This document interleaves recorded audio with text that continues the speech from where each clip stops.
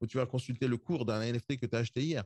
C'est quoi le NFT qui a été vendu le plus cher? Je crois que c'était 1 million, 10 millions, 60 millions d'euros, un NFT de merde avec un gars dessiné dessus.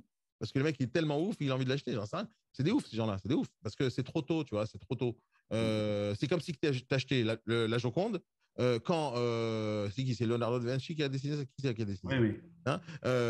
Hein. Imagine, tu rencontres Leonardo, tu vois, dans un café, et il te dit, écoute, salut Daniel, ça va, merci, je t'ai pas eu un verre. Mais tu dis, oui, mais un verre. Tu sais ce que je fais, moi, de ma vie? Je dessine. Ah, tu dessines? Tu peux me faire montrer?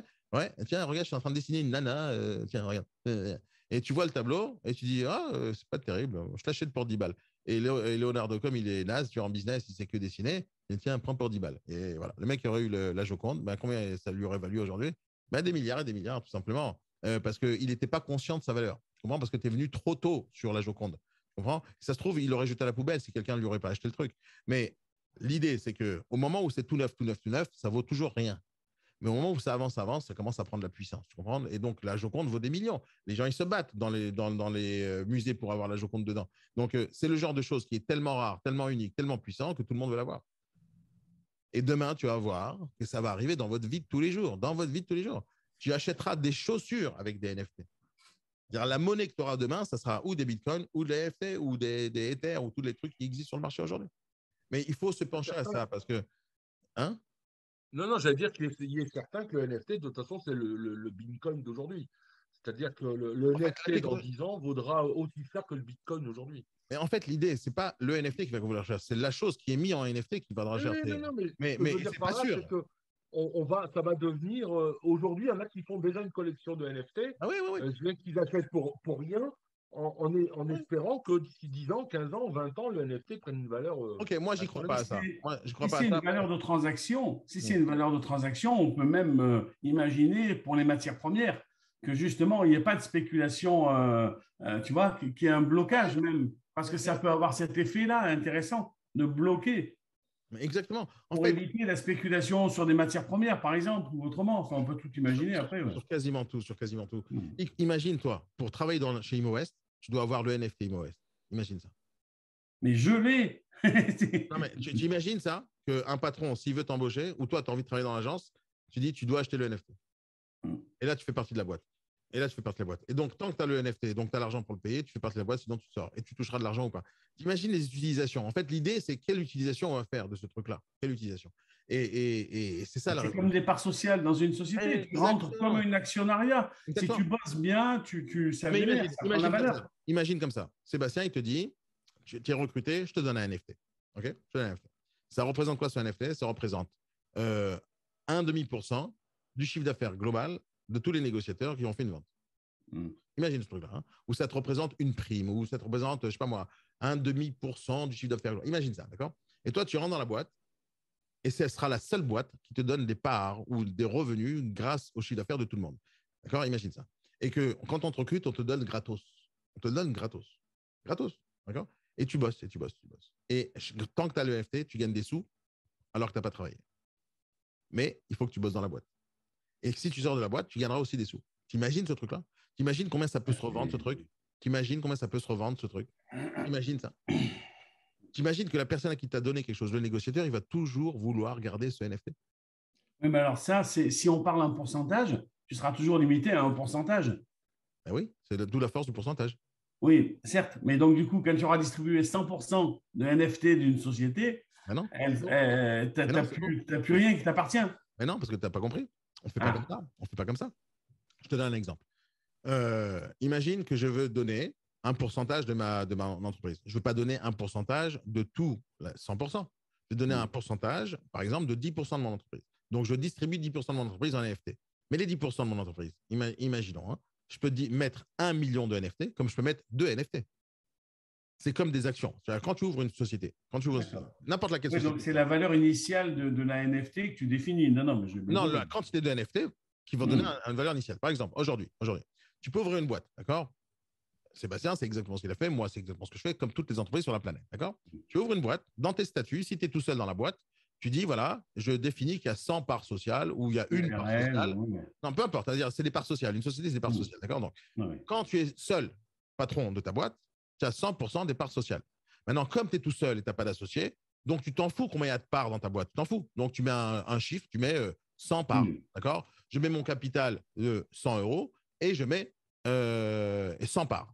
Donc, ça veut dire que chaque part est égale à 1 euro. D'accord? J'ai 100 parts, 100 euros de capital. Chaque part est égale à 1 euro. OK? Maintenant, si demain, je veux faire entrer un associé, d'accord? Un associé, je dois lui donner des parts. Maintenant, si je lui donne, par exemple, une part, c'est 1% de ma boîte. D'accord? Sur 100 euros, donc 100 parts. Donc, si je lui donne une part, c'est 1% de ma boîte. D'accord? Maintenant, moi, je ne vais pas lui donner 1% de ma boîte. Je n'ai pas envie. C'est trop. Bah non, et en plus, il va être obligé de rentrer dans les discussions. Exactement. C'est trop. C'est absolument trop. Maintenant, ce que je vais faire, par contre, c'est augmenter, on appelle ça la dilution, c'est augmenter le nombre de parts. Donc, je décide au départ que j'en ai 100, mais je peux décider demain que j'ai 1 million de parts pour les 100 euros que j'ai mis au capital. Tu vois? Donc, les 100 euros au départ, c'était 100 euros est égal à une action, donc à une part. Donc, chaque part est égale à 1 euro. Mais je peux décider que ce n'est pas 100 parts que je vais mettre. Je vais toujours mettre 100 euros, mais je mets 1 million d'actions. Donc, 1 million de parts. Les parts, ça devient des actions quand tu rentres dans le marché boursier. Oui. Mais au départ, c'est des parts. D'accord? Donc, tu peux dire que je mets toujours 100 euros de capital dans ma boîte, mais par contre, je mets 1 million de parts. Et donc, ça représente combien? Une part, c'est, je crois, 0,001%. Donc, ça ne représente pas beaucoup. Et donc, quand tu donnes une part parmi 1 million, le gars, il a 0,001. Tu comprends? Et donc, tu pourrais dire demain que un NFT est égal à une part, mais sur 1 million. Ouais. Et tu décides de donner que 10% des 1 million de parts. Donc, au final… Oui, donc c'est exponentiel. Ouais. Exactement. Maintenant, quand tu as donné ce NFT, la personne a une part. Cette part-là, elle va représenter de plus en plus de valeur si la boîte, elle se développe. Si la boîte, elle coule, ça ne vaut plus rien. Donc, tout dépend à quel moment tu l'as acheté. Et c'est le principe de la bourse. En fait, en utilisant les NFT dans ce sens-là, c'est comme si que tu crées un marché boursier sans être mis en bourse. Si tu as des dettes, par contre, et qu'elle fait moins, tu dois des sous. Donc, c'est ça aussi. Non, en général, non. Quand tu achètes des parts en bourse, ben, si la boîte, elle coule, tu as perdu tout ton argent. Oui, voilà. C'est tout. Ça n'a plus de valeur à l'action. Mais si tu vends, oui, si la boîte, elle coule et qu'elle cesse, mais c'est vrai que souvent, on te dit souvent, si tu ne vends pas, tu ne perds pas. Il faut attendre que ça remonte. Oui, mais ça, c'est la plus grosse connerie. Mais ça, c'est la plus grosse connerie de tous les investisseurs en bourse. Bah ouais, mais c'est ce que te disent les banquiers encore aujourd'hui. C'est normal, les banquiers veulent ton argent. Donc, il ne faut jamais écouter les banquiers. Il ne faut jamais écouter les banquiers. Les banquiers, c'est des voleurs. Il ne faut pas les écouter. Ce qu'il faut écouter, c'est le marché, tout simplement, le marché. Et donc, quand tu achètes, ça, c'est l'erreur de tout le monde. Moi, j'ai vu mon père perdre toute sa vie, tout son argent dans la bourse, parce qu'il n'a jamais rien compris au business. Et l'idée, c'est que quand… j'ai donné un exemple à quelqu'un hier ou avant-hier qui me parlait de bourse. Il me dit, comment je peux faire… Je lui dis, c'est un truc simple.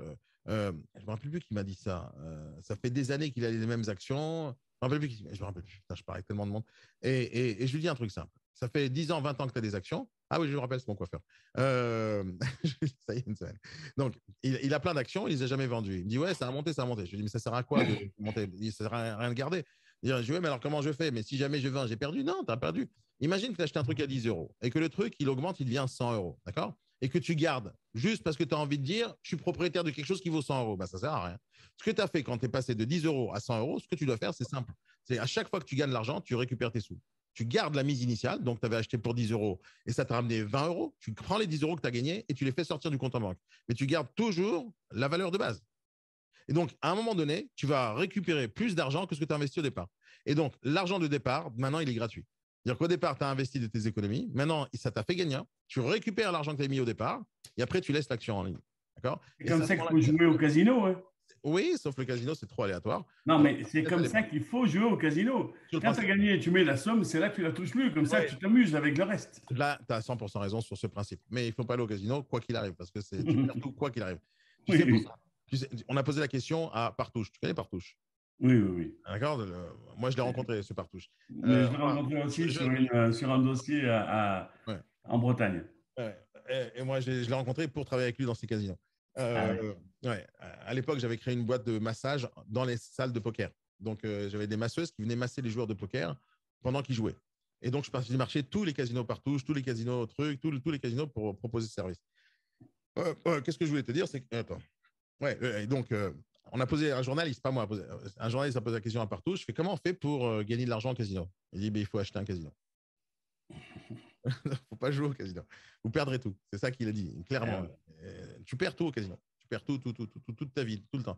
En fait, le casino, il te dira toujours la même chose. On est patient.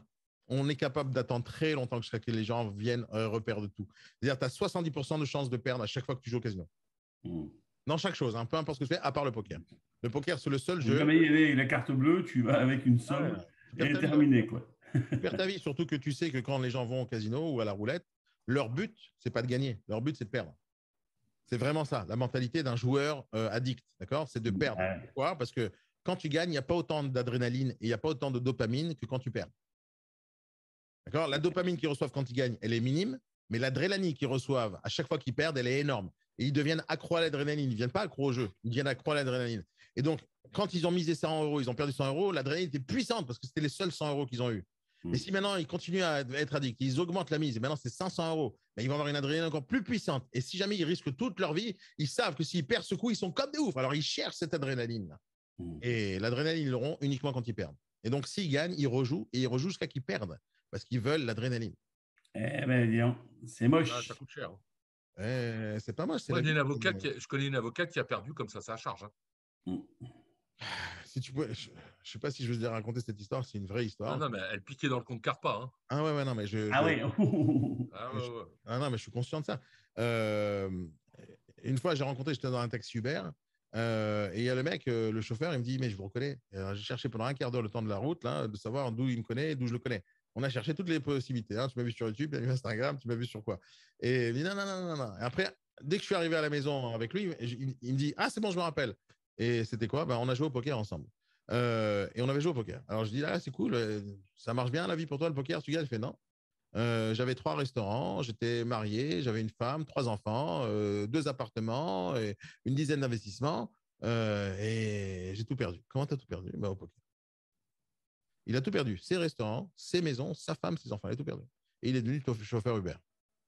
Pourquoi? Parce qu'il pensait savoir jouer au poker. Les gens, c'est des oufs. C'est sûr, quand on parle d'aller mettre de l'argent et de jouer avec l'argent, c'est des gens, ils deviennent fous. Hein. Ils deviennent fous. Hein. Et c'est l'adrénaline qui fait ça. C'est l'excitation qui fait ça. C'est pas du tout de l'intelligence. Les gens, ils sont accros, tout simplement accros. Moi, j'ai jamais été accro parce que mon seul jeu que j'ai aimé, jeu d'argent, c'est le poker. Et le poker, tu joues avec les gens, tu joues pas contre le casino. C'est ça la grosse différence. Je sais pas pourquoi on est rentré dans ce sujet-là. Bon, c'est pas bien grave en tout cas.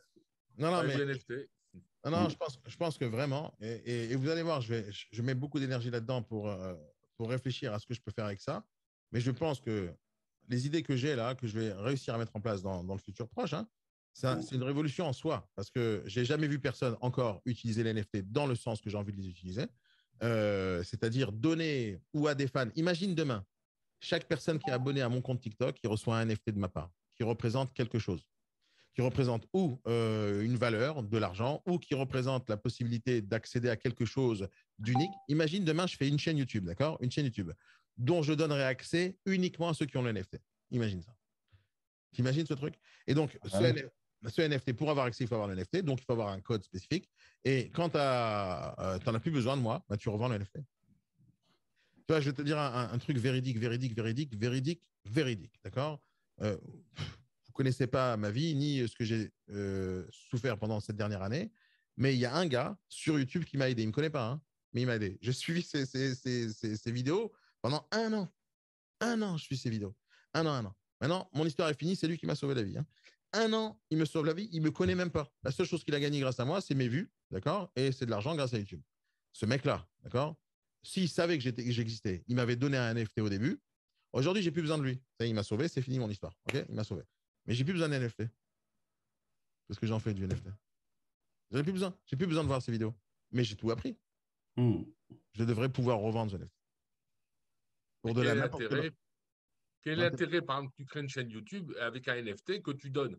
Mais la valorisation. Non, j'ai pas dit que tu donnes. J'ai pas dit que tu peux le vendre. Ah, tu le vends, d'accord. Non, mais tu peux le donner aussi. Tu peux le donner aussi. Et mais si tu le donnes, ça n'a aucun intérêt. Mais non, tu crées une addiction. Tu crées une addiction et tu crées des vues et tu gagnes indirectement par le YouTube. Non, tu n'as pas compris. D'abord, Fred, tu as raison, mais il y a un truc supplémentaire que tu n'as pas compris et c'est le genre de choses que tu dois implémenter dans ton business.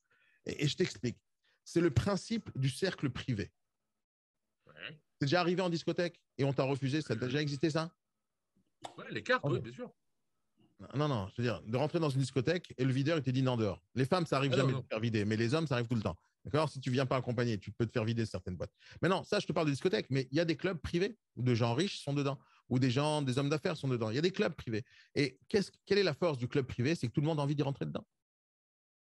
Et donc, quand tu mets un club qui est basé sur des NFT en disant, pour rentrer dans mon club, tu dois avoir le NFT, quelqu'un qui va comprendre la valeur que tu as, il va vouloir le NFT. Au début, tu en donnes 100. Au début, tu en donnes 100. Au début, tu en donnes 1000. Au début, tu en donnes 10 000. D'accord? Et à un moment donné, les gens ils vont se dire, moi, j'ai envie d'avoir le NFT. Donc, ils vont se le revendre un à l'autre ou toi, tu commences à fixer un prix. Tu comprends? Parce que c'est le cercle privé. Maintenant, bien sûr, il faut que tu aies quelque chose d'intéressant à donner.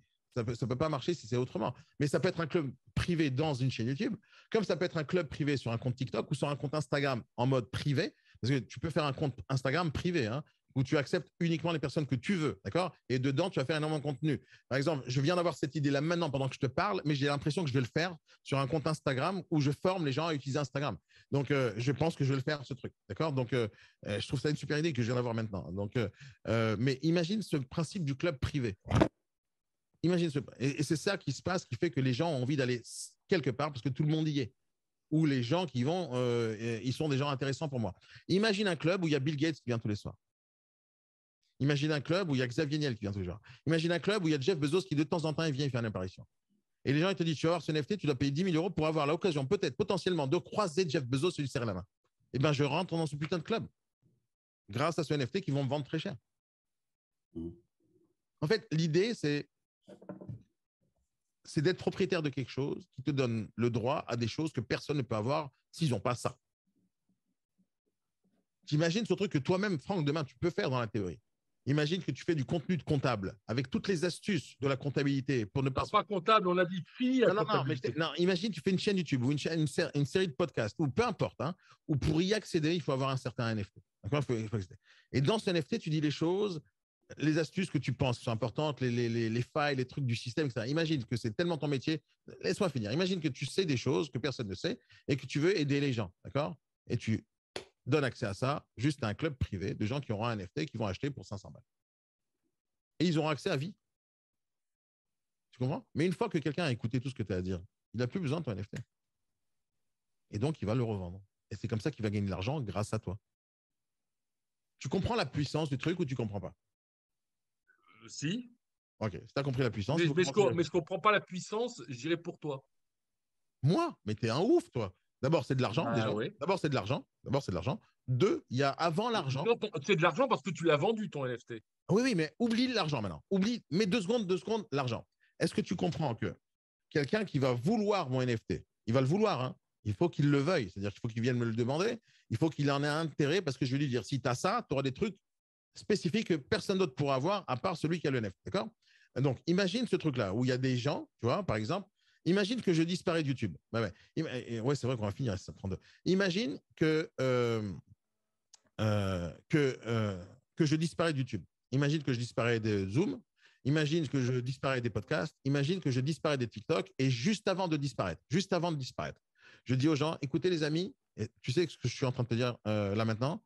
Cette semaine, j'ai eu cette idée. Je veux disparaître des réseaux sociaux. D'accord? Mais attention, il y a un twist. Donc, imagine, alors je ne vais pas le faire demain, mais je risque de le faire dans 6 mois ou dans 1 an ou dans 2 ans parce que j'ai un programme dans ma tête, j'ai un plan, d'accord? Et donc, j'essaie de faire entrer dans ce plan des choses qui me viennent à l'esprit. Donc, imagine maintenant que je décide vraiment d'aller jusqu'au bout de mon idée et de disparaître à 100% des réseaux sociaux. Et les seules personnes qui voudront me suivre, ils vont devoir avoir un accès à un endroit où là-bas je serai. Ma plateforme, par exemple, ou n'importe quel endroit où je contrôle totalement. D'accord? Et je dis, tu veux continuer à me parler? Tu veux continuer à m'avoir? Ben, tu payes. Et tu vois, par exemple, pas spécialement tu payes, tu achètes ou tu reçois ou tu récupères ce NFT qui va donner accès. Là, par exemple, une des choses que je fais régulièrement, donc quasiment tous les jours, au moins 2 à 3 ou 4 fois par jour, c'est des rendez-vous avec des gens qui me demandent conseil, qui veulent que je les coach. D'accord? Et gratuitement, je fais ça. Imagine que demain, et c'est pas imagine, c'est exactement ce que je vais faire. Imagine que demain, pour avoir un rendez-vous avec moi, il faut avoir un NFT. Qu'il soit gratuit ou pas. C'est-à-dire, imagine, je te le donne à toi gratuit et tu as eu rendez-vous avec moi. Mais tu connais quelqu'un qui veut avoir rendez-vous avec moi. Donc, tu vas lui donner le NFT ou tu vas lui vendre. Tu pourras faire ce que tu voudras. Alors, tu comprends ou pas? Tu peux rebondir là-dessus? Bien sûr.